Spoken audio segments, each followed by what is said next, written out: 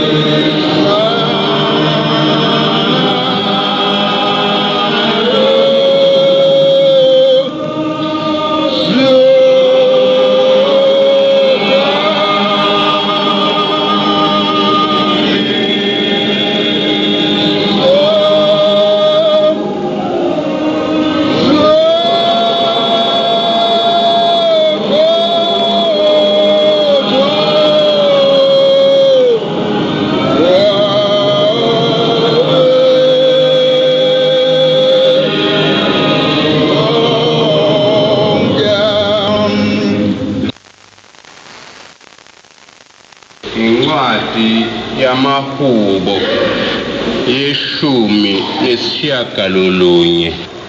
Izulu liyashumayela enkazimulo kaJehova, nomkhathi ushumayela umsebenzi wezandla zakhe. Luyalandisa usuku inkulumo, nobusuku bushumayeza ubusuku ukwazi. Akukho ukukhuluma, awakho amazwi lapho izwi lingezwakali khona. Isilinganiso sawo siphumele emhlabeni wonke, namazwi awo emkhawulweni womhlaba.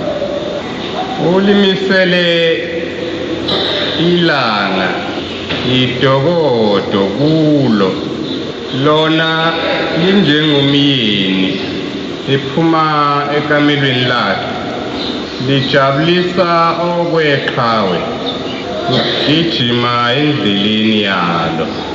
Ukuphuma kwalo semkhawulweni wezulu, ukuzungeza kwalo kuya ekugcineni kwalo. Akukho okufihlelwe ukushisa kwalo. Umthetho kaJehova phelele, uvusa umphefumulo. Ukufakaza kukaJehova kuqinisile, kuyahlakaniphisa oyisula. Imiyalo kaJehova ilungile, jabulisa inhliziyo. Umyalezo kaJehova uhlanzekile, khanyisa amehlo.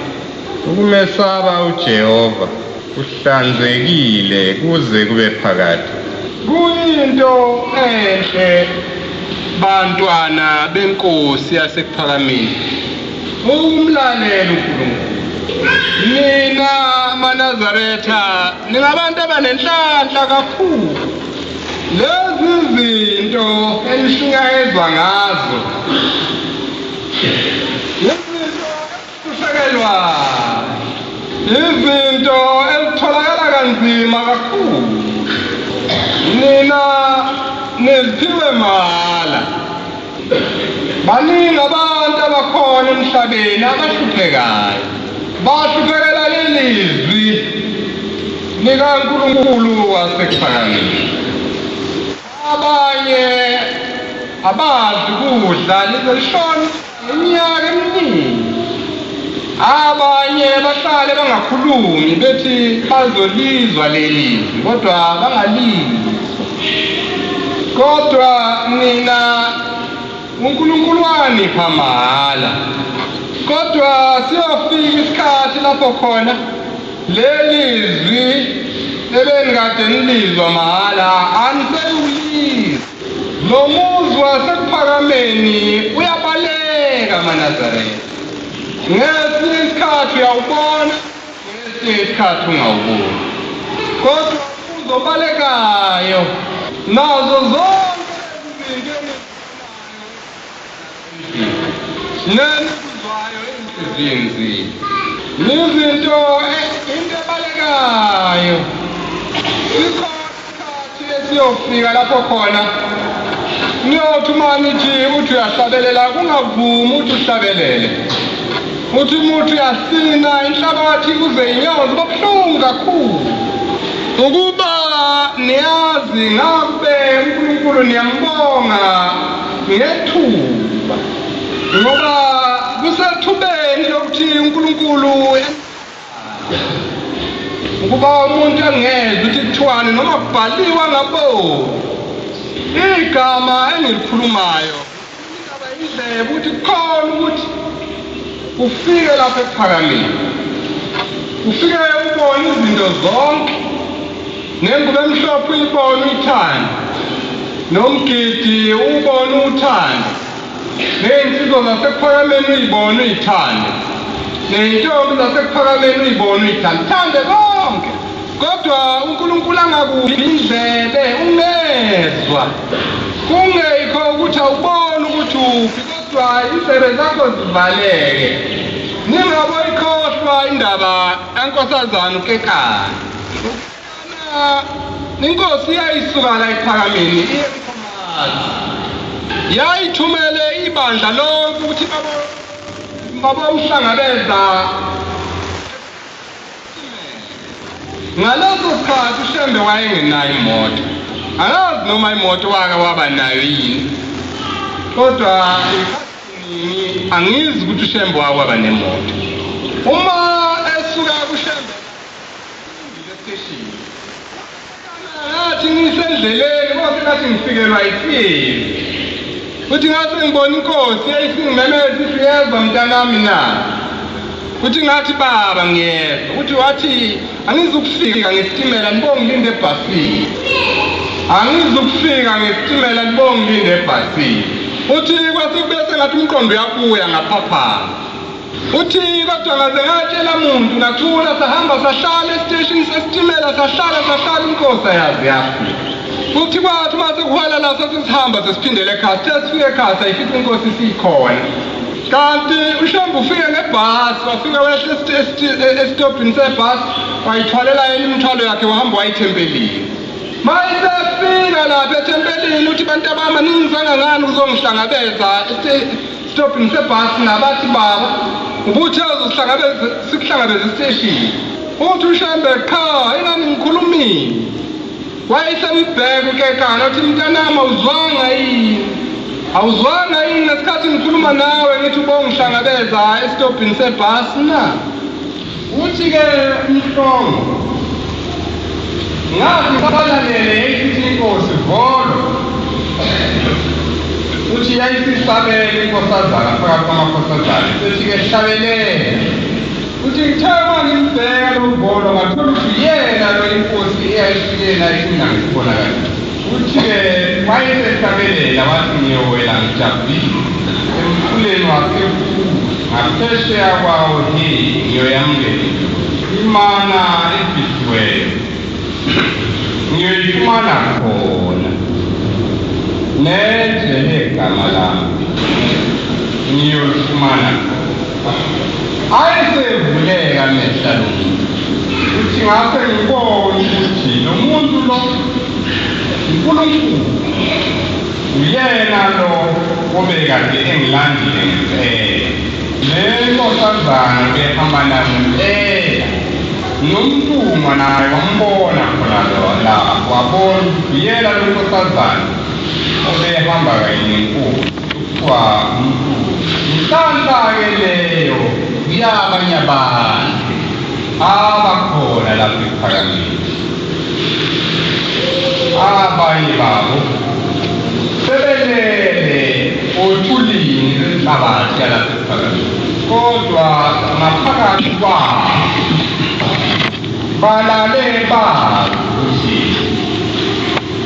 balala esandleni sikaNkulunkulu.